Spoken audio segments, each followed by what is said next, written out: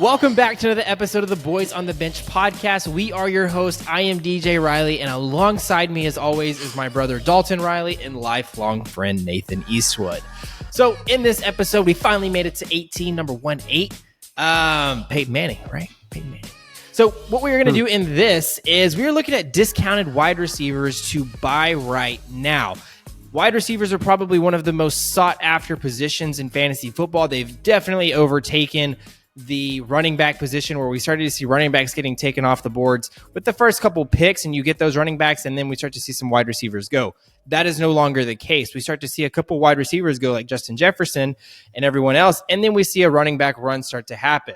So these are going to be a little bit, not necessarily later rounds, but we're talking about maybe rounds 5 to 7, 5 to 9, somewhere up in there, who are at a discounted price that will be able to put you one step further to seeing your fantasy championships this year.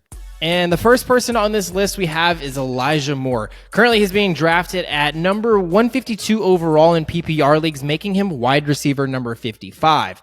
So I really like Elijah Moore where he's currently at. We saw that he had a quarterback change, or he had a team change, not only a quarterback change, but a team change. Last year, he was with the Jets. We saw that he was angry, he was mad, everything else with the Jets, and he wanted out.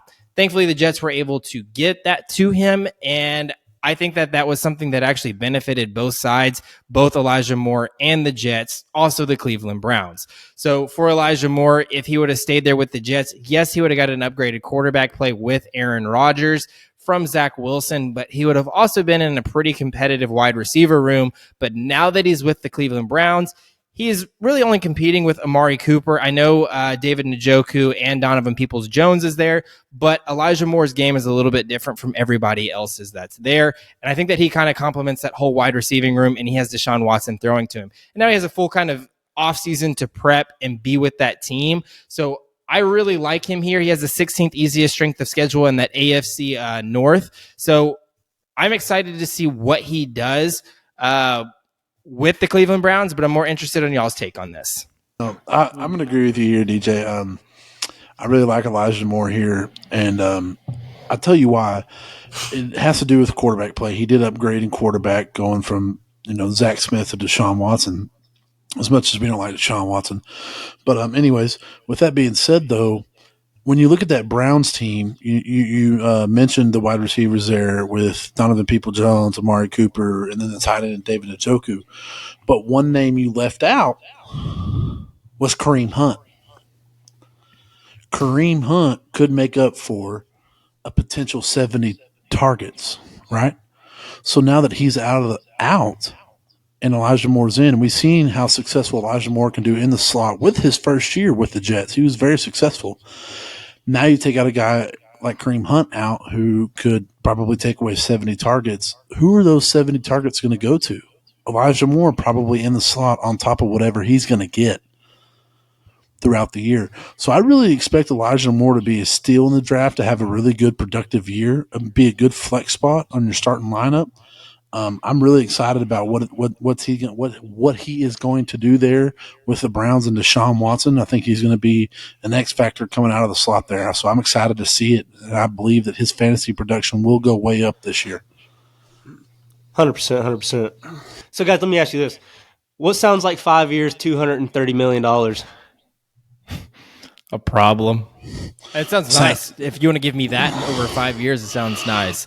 But in the NFL, it sounds like a problem. 5 years, $230 million to me sounds like Deshaun Watson had a little fun and got away with it. Modern day Ben Roethlisberger, Yeah, that's what it sounds like to me.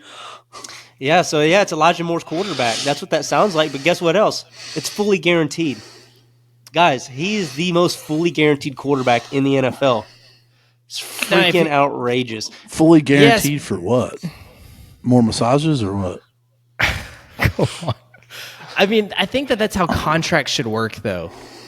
NFL again is one of the only leagues that doesn't do fully guaranteed contracts. But yes, yet it's one of the most brutal sports out there. But yes, I do know what you're asking in the point of your question.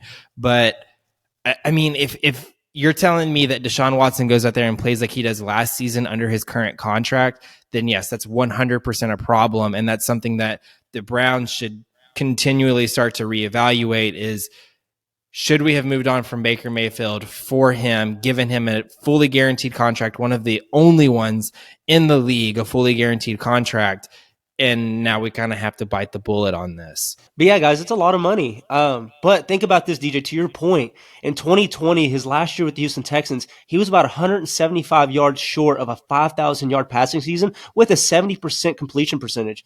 Like, that is absolutely outrageous. Now, last year was kind of, I see it as more of an outlier, but I just don't think they're going to pay him that much guaranteed money, knowing the type of quarterback he was with Houston. And I don't think they're going to bring him in and have him hand the ball off 30 times to Nick Chubb. I think they're coming in with the mindset of, let's throw this ball, let's get it around. But guys, let's not forget the wide receiver core that he had in Houston. He had Brandon Cooks, Will Fuller, Randall Cobb, and Darren Fells at tight end.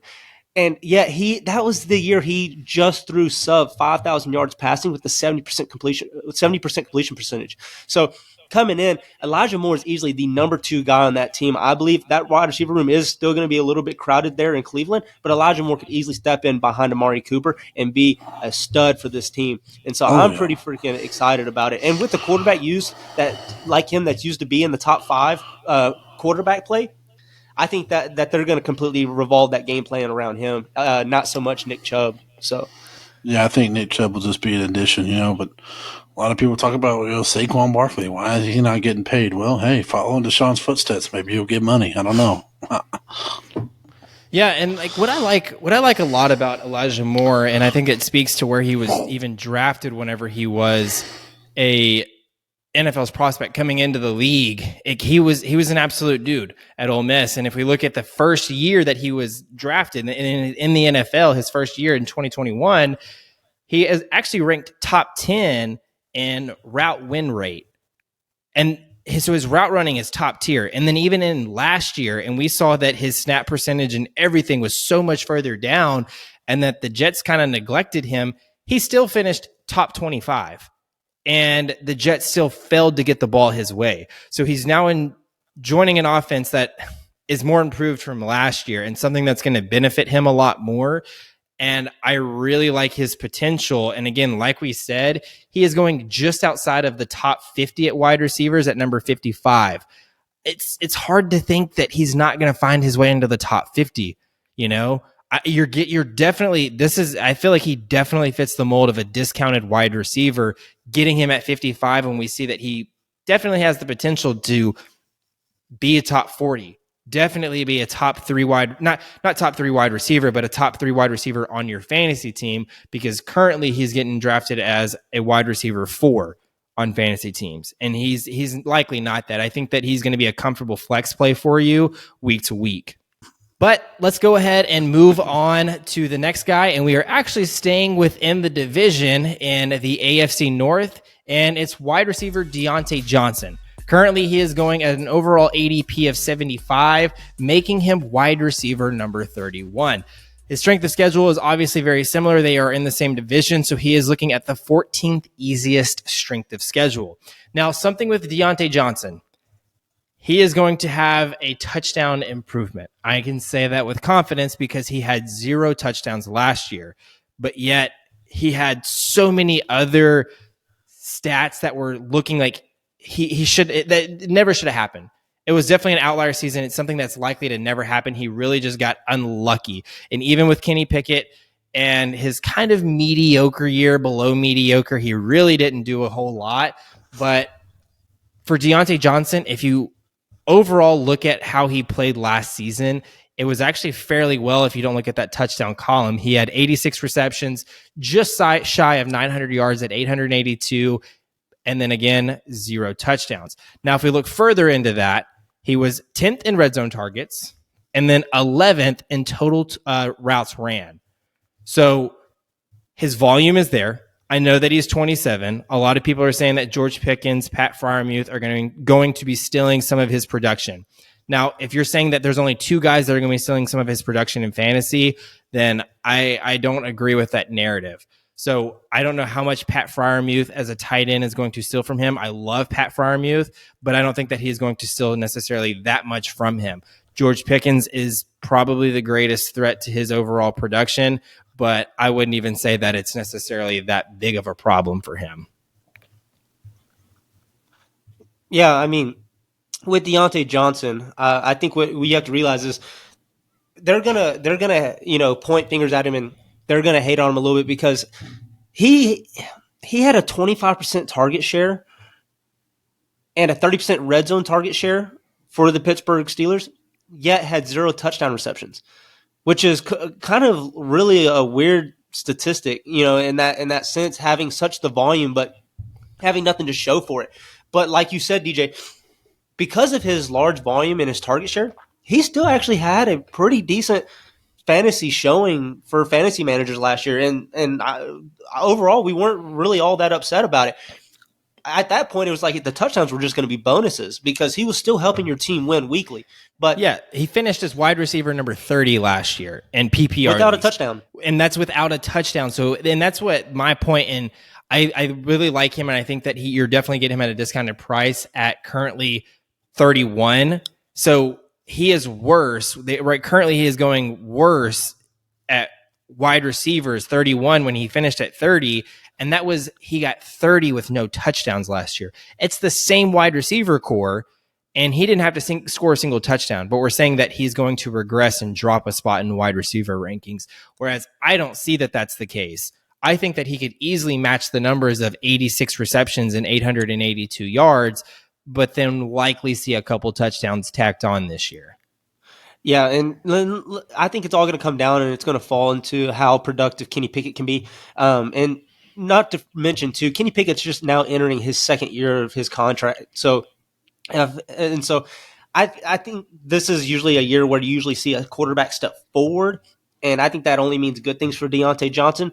And so also Diontae Johnson he's been 5th in targets over the last 3 years with the Pittsburgh Steelers. So Mike Tomlin obviously has had him a part of his game plan. And so I'm not too worried about George Pickett coming in and taking over. I think George Pickett's going to be a great addition to that team. But Mike Tomlin still has great things in store for Diontae Johnson. Look, it's Mike Tomlin is going to be the head coach there for a while longer. But Kenny Pickett had such a rocky rookie year because that man couldn't even finish a drop back without 3 defensive linemen in his face. They had one of the worst offensive line in all the NFL. Arguably the worst offensive line in all of the NFL. So they go out and they draft offensive linemen first round. So I fully expect, like, the next couple years, look for the Steelers to draft, offensive linemen in these upcoming rounds, or first round draft. Look for the Steelers to draft offensive linemen with their next couple of first round draft picks because, like you said, they got a young George Pickens. They got a young Diontae Johnson. So they have the wide receivers. They just now got to protect and give Kenny Pickett time to make the throws to those wide receivers. So it's only a matter of time till they get everything figured out there in Pittsburgh. But, yeah, it's just got to get an offensive line that can buy the time and let Kenny Pickett to be able to throw in a clean pocket, which he did not have a lot of in his rookie year. Yeah, and you saw that they invested in that too with drafting with their first round pick, Broderick Jones, the tackle out of Georgia, who is a very, very good prospect. So you see that they're committed to that, and they very well know that. And you also see that they're committed. I know that I left him out, and it just dawned on me, but Allen Robinson, they just traded for him from the Rams. So they got him in addition. So yes, that's going to eat up some target share from him as well. But I still feel like coming out of this season, I feel comfortable saying that Diontae Johnson is going to be the Steelers' wide receiver 1. And that's, again, just because of the volume that we see him have consistently year in and year out. With him, I think he had just shy of 150 targets with 146. Again, 80-plus receptions, nearly 900 yards, but 0 touchdowns. I don't see that.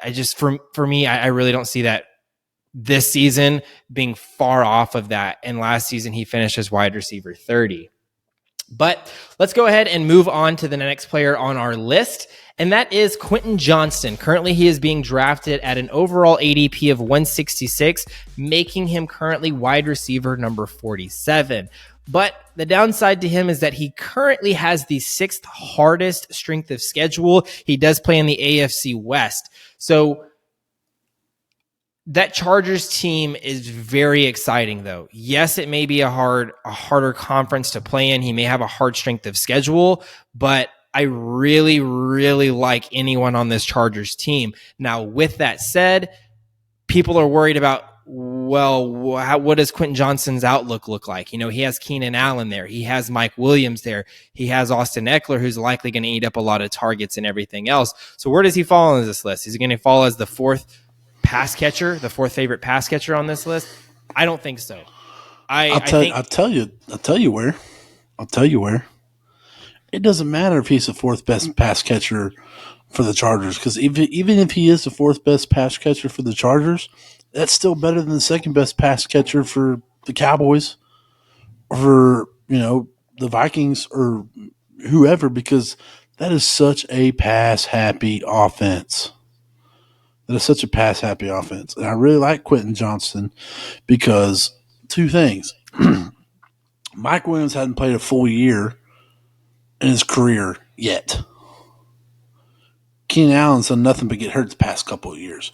If both of those guys go down in a pass-happy offense, my God, if you tell me you drafted Quentin Johnston in the 12th round, where I've seen a lot of him go, there's been a couple mock drafts I haven't seen him drafted. Well, that's the fun part about Quentin Johnston for sure, is just the wide receivers that are ahead of him are the injury history, but then also knowing how exactly pass happy the Chargers can be, and seeing Justin Herbert, who has the potential of throwing 40 to 50 some odd passes every single game. Yes, Austin Eckler is an excellent running back, but he really thrives in that passing game. So why not continue to do that nearly every single play? So I do see that. And I mean, that is the thing. You are banking on history kind of repeating itself here with the wide receivers ahead of him, and do you think it missing does? some time? Yes, I think that it does. I think that we see one of them at least sit out a couple of games, which does make him a really good flex play. Do I think that he comes in and he's your wide receiver 2 or your 3 on your team? No, but he's also not getting currently drafted at 47. Currently, that means he's being drafted as wide receiver 4 on your team, which makes him a really fun flex play. So I do like that. And then if you throw into the equation that one of these wide receivers ahead of him get hurt, then that even makes him an even better option as a flex play. So I do like him. I think that you absolutely take the gamble on him because he is a fun and exciting prospect. They didn't waste a first rounder on him for no reason. Yeah. And so the thing I like about Quentin Johnston is, guys, he can play big like a DK Metcalf, but he can also play pretty small like a Cooper Kupp. And that's what I kind of like about him. That's what kind of makes him dynamic, is his style of play. And so coming into an offense like the Chargers, you couldn't land in a most better prime opportunity position to help like catapult your career. I mean, like you guys were just talking about, the injury plague that's running around there with the Los Angeles Chargers. So I think there's a lot to hope for there with them, and I think the injuries is going to be more of a weekly basis. Who knows? Keenan Allen might go down with the hamstring injury again for 2 or 3 weeks, and you never know. So if not this year, definitely next year, this will likely be Quentin Johnston's team. But yeah, this dude is huge. He has a huge yak ability, so he's 215 pounds. He's 6'4". He's huge. The only thing I'm worried about, though, is his body catches. I think that they're going to have to work with him with that at the NFL, at the elite level. He just allows too many balls to come all the way into his body instead of catching them out front. But other than that, he knows how to put himself in a position to still catch those balls. So I think this is a perfect opportunity somewhere you can pick someone up late, because I think they're going to be taking other receivers, and this is someone who could be a number one receiver for that team, especially if injuries continue to plague that team, and you could get an absolute steal come the 5th or 6th round. And you know what my favorite part about drafting Quentin Johnston, where he's at, or even a little bit before where he's at, and that's currently his offensive coordinator in Kellen Moore. I love Kellen Moore as an offensive coordinator just because of what he's been able to transform the Dallas Cowboys offense into, and he left there. I really like Kellen Moore a whole lot. He gets everyone involved. So, Nathan, to your point, and I feel like you've witnessed this as a Cowboys fan, but to your point, though, Kellen Moore does a great job of getting that ball around, making sure everyone is involved on that offense. And then he'll fucking choke in the playoffs. I don't care about that in fantasy. Fantasy, I mean, it doesn't matter to me. I want you to do good while I care as a fantasy manager. So regardless of his coaching ability in the playoffs or not, again, that doesn't really matter to me. So Kellen Moore, I mean, I feel like anyone that has Kellen Moore as their offensive coordinator calling plays has just got an added bonus because he's showed 2 top 5 offenses in consecutive years. He knows how to use the strengths of the team for sure. Yeah. Still could win a fucking Super Bowl. Moving on to the next guy, though, it is Jerry Jeudy. Currently, he is being drafted at an overall ADP of 58, making him wide receiver number 24. He, again, is also in the AFC West. So, therefore, he has the 5th easiest strength of schedule. 5th hardest. Sorry, not easiest. 5th hardest strength of schedule. So, Jerry Jeudy last year, I really, really liked him, especially towards the end of the season where we started to see him get a bulk of his fantasy production and everything else. So, last year he finished with 67 receptions, 972 yards, 6 touchdowns, which meant that he finished as wide receiver number 22 in 2022. So, I really like him. Last year, that Nathaniel Hackett offense was just really bad. Came from Green Bay, had a lot of high hopes for him, joining the Denver Broncos, and it just went completely downhill. That was a dumpster fire from the beginning. Everything was looking Drew Lock. Yeah, shipping off Drew Lock, brought in Russell Wilson. Everything was looking like it was going to work out in Denver. Sorry, Dalton. As we all know, it did not. So Nathaniel Hackett had a 1-year deal kind of a thing, and they shipped him out, and Nathaniel Hackett did go on and ride. But after shipping him out, they did bring in Sean Payton, 15-year career. Now, what I like about this, Sean Payton, in this Denver offense, Sean Payton has a history of working with a short quarterback, a 6-foot quarterback, Drew Brees. He is now joining this Denver Broncos team who currently has Russell Wilson at 5'11", a 1-inch difference. I'm not comparing. Compare Drew Brees to fucking Russell Wilson. I'm not comparing. I'm not comparing at any means. I'm not saying that they are going to have equal careers because Drew Brees is hands down Hall of Fame quarterback. I don't know if Russell Wilson has quite met that in my eyes. No, he has a Super Bowl, but I don't know if he's quite met that in my eyes. But I think it does. Could have had 2 if they just handed the ball off. Could have had 2. Yes, exactly. Yeah. But I think it does speak a lot of volumes. I mean, I don't think that defines you as a coach, what type of quarterbacks you work with. But I think that is a different aspect into the game that you do.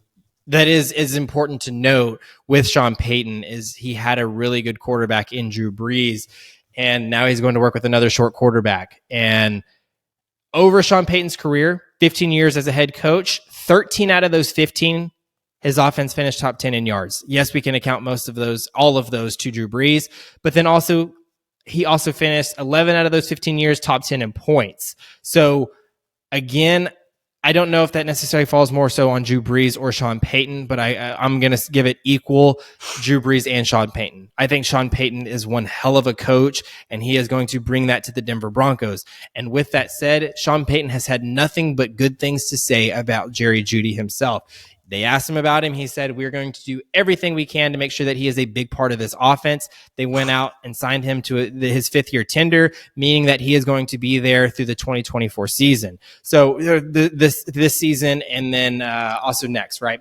So I think that they're committed to him. They don't know what the future looks like with the wide receiver behind him and Courtland Sutton, and they're talking about him potentially being a trade candidate. So I think Jerry Jeudy is an absolute steal here. Like I said earlier, going as currently wide receiver number 24. So he's looking at a wide receiver. You're drafting him as the back end wide receiver 2 on your team. And I think that he does every single bit of that at getting a wide receiver 2 numbers.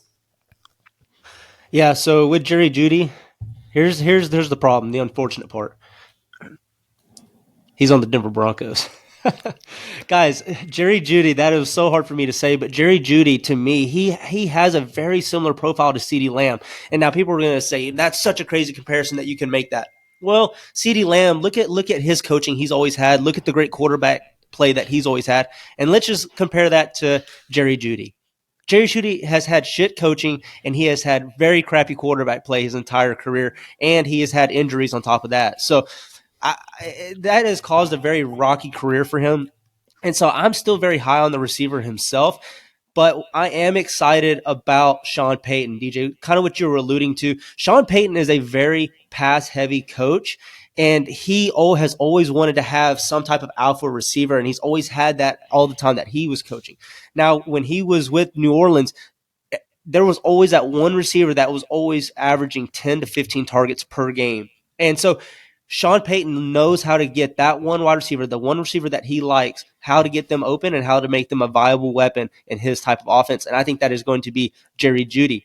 Now, it's all going to come down to, Russell Wilson. But like I said, like you were mentioning too, DJ, Russell Wilson is a shorter frame quarterback.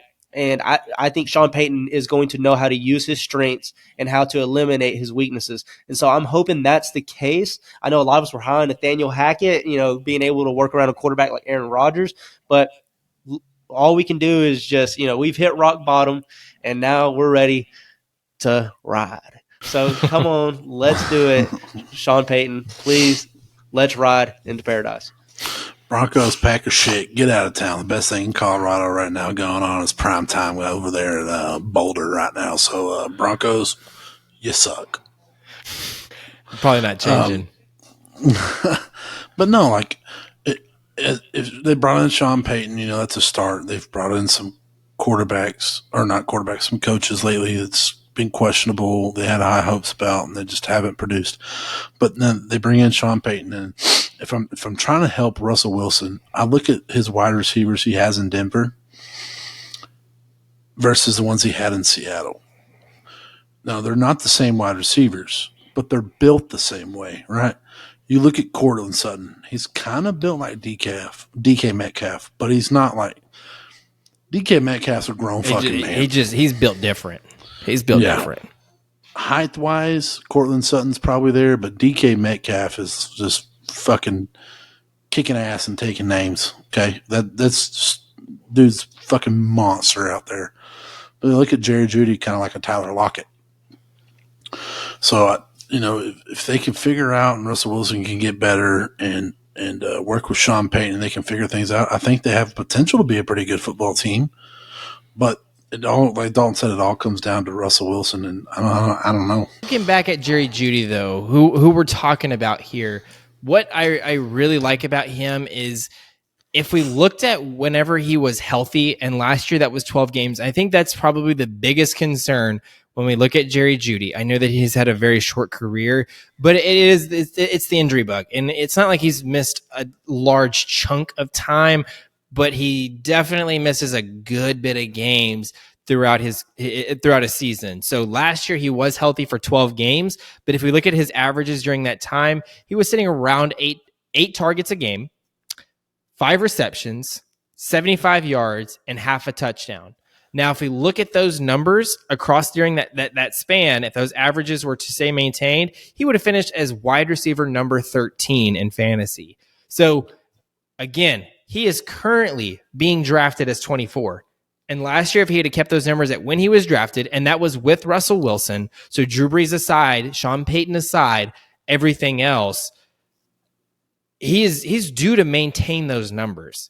I feel confident in saying that he's due to maintain half a touchdown a game, 5 receptions a game, 75 yards.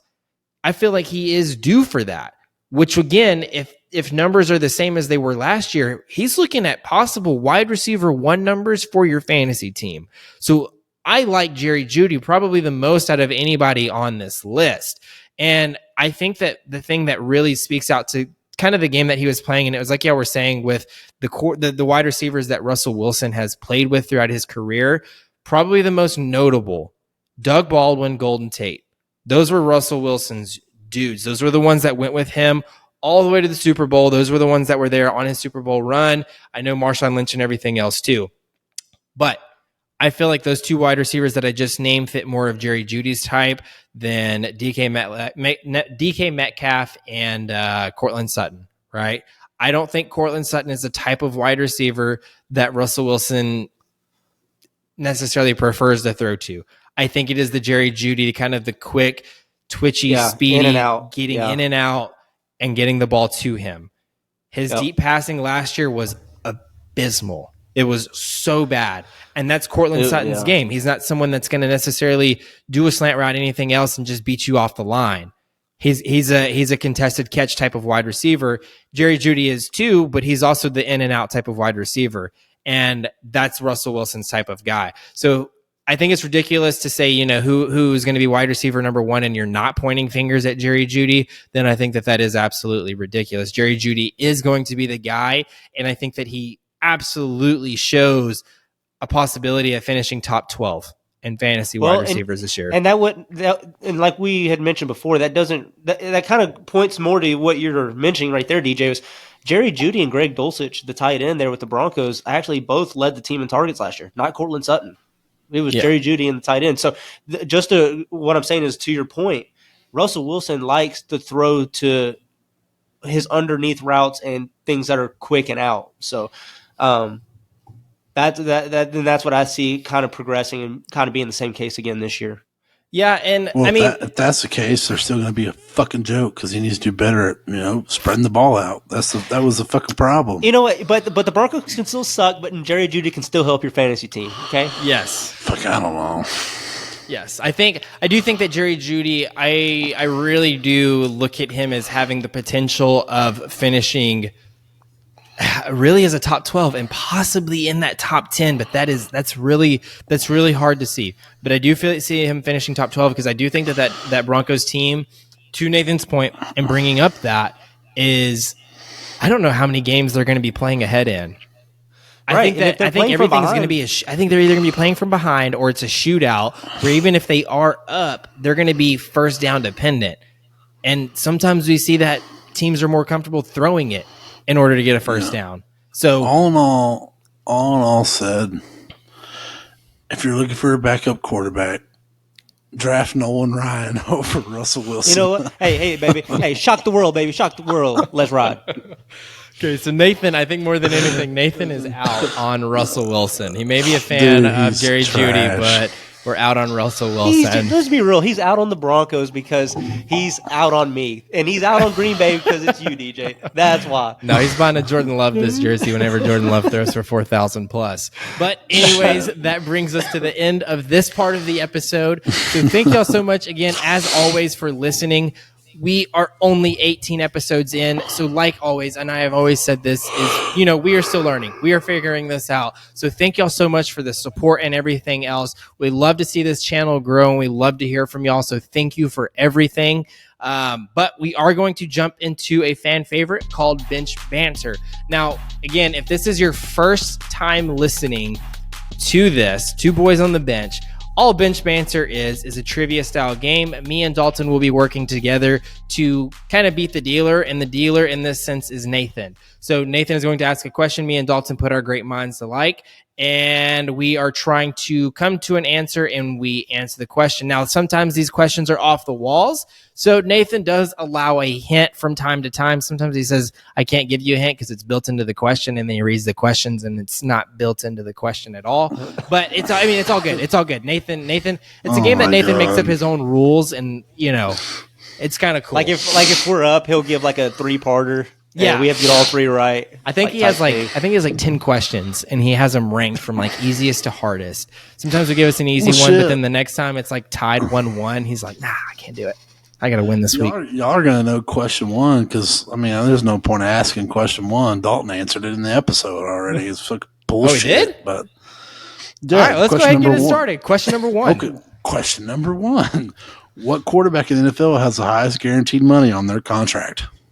Oh, Russell, baby. I'm just kidding. Has to be Russell Wilson, right? This is what we just talked about all this whole time. Deshaun Watson.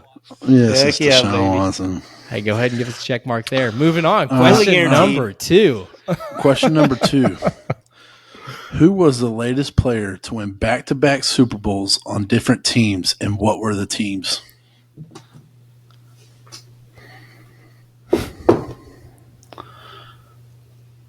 No, it wasn't Tom Brady, because Tom Brady, I remember in the playoffs, his last pass as a Patriot was intercepted and took back pick 6. So it was not Tom Brady. Now, was this question a quarterback, Nathan? Can you reread it again? or which player? Who was the latest player to win back-to-back Super Bowls on different teams, and what were the teams? Can you give us the position? Is our hint? That's your hint. Yeah, I can. Running back. Trying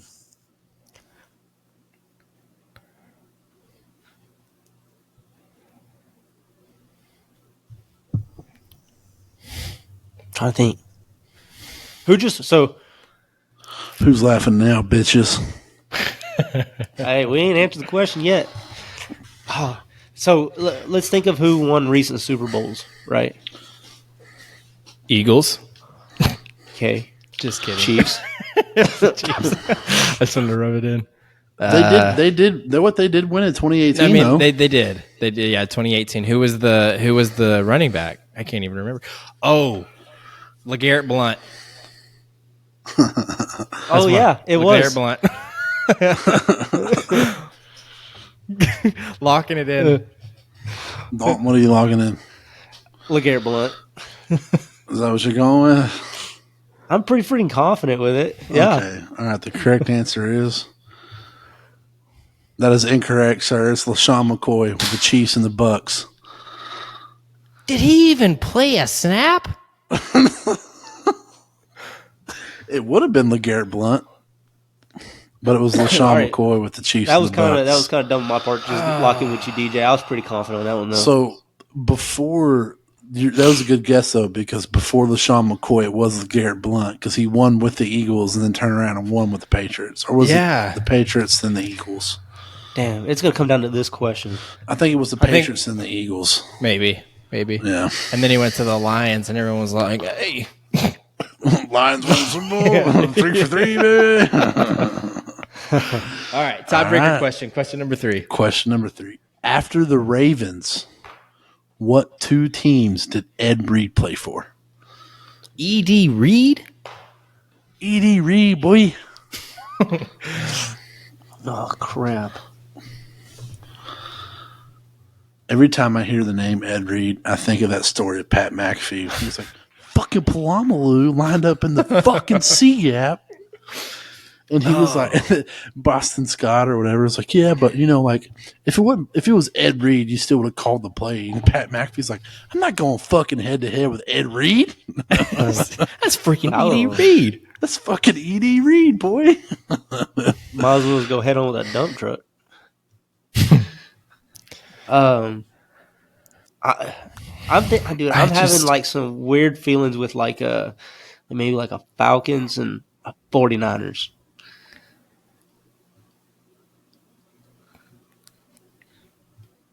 Here's your hint. Stay in the AFC.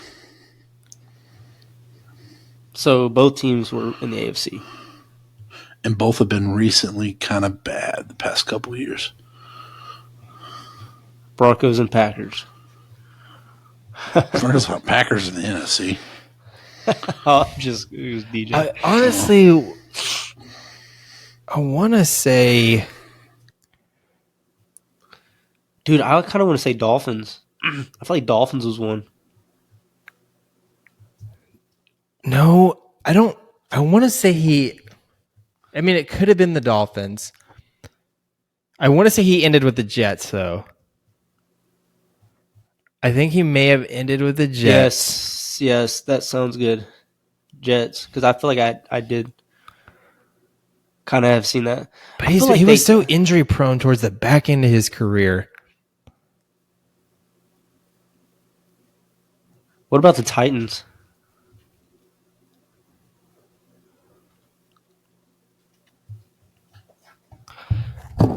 I feel like it was the South. Was it the Titans?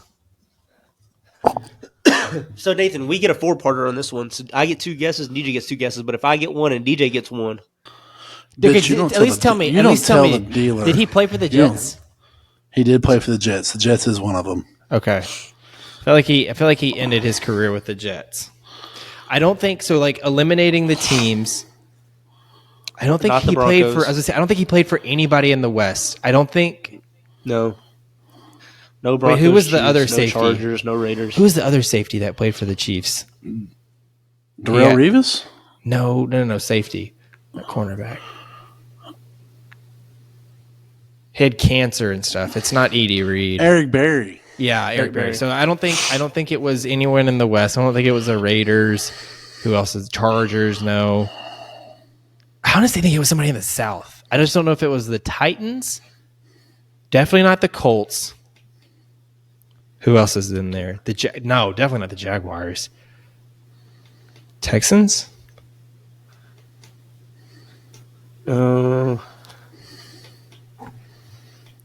It's either it has to be either the Titans or the Texans, because I also don't think he played Patriots. I don't think he went anywhere. I don't think he went to the North, AFC North, and I don't think he went to the East, or other than the Jets. He went to the Jets. I don't think he went Patriots.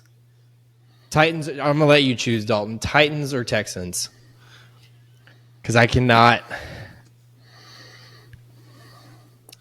I don't know. DJ already locked in Jets.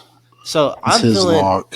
For me, it was either gonna be the Dolphins or the Titans. And if Dolphins you're feeling or the Titans, yeah. I don't think it was the Dolphins. I don't think he played for the Dolphins. So I mean, I guess Titans. Mine is either Titans or Texans. I just don't know. All right, I'm going Titans. All right. The correct answer is the Jets and the Texans. Are you serious? It was the freaking Texans? It was the Texans. Oh my God, dude. Take that L, bitches. I mean, honestly, though, you got 2 right. We got 2 right. All right. You want to throw in a bonus? Throw in a bonus. All right. I'm going off the top of my head right here. You ready? You better be right. Don't do like this. In 2006, Texas and USC played in the national championship game. Vince Young. It was 4th and inches. Vince Young. Who was the running back that USC put in the game for Reggie Bush to get the first down? This is NFL questions. Hey, who did Texas stop on the 4th and inches to get USC to turn over on downs? What are his initials? LW. Did he play in the NFL? Yeah, Leon Waters. No. Definitely not Leon Waters. Little Leon Waters.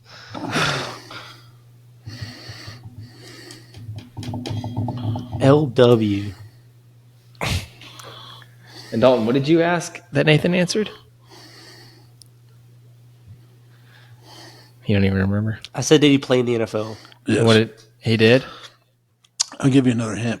Okay. The coach for the Trojans at the time was Pete Carroll. I mean, I knew that. I don't know if that helped. I don't know if that fucking helps you at all. No, I mean, I knew that with Reggae Bush. He was the second running back. They were a 1-2 punch. Reggie Bush, and who was it? I feel like his last name's got to be Walker. It's not Walker. His last name's got to be Williams. Ronnie Williams. Lonnie Williams. You're running out of time. Throw it up. Lonnie Williams. As soon as I say his name, you'll be like, fuck. Well, I've never heard of Lonnie. Les Welker. Les Welker. We'll never guess it, dude. Just give it to us.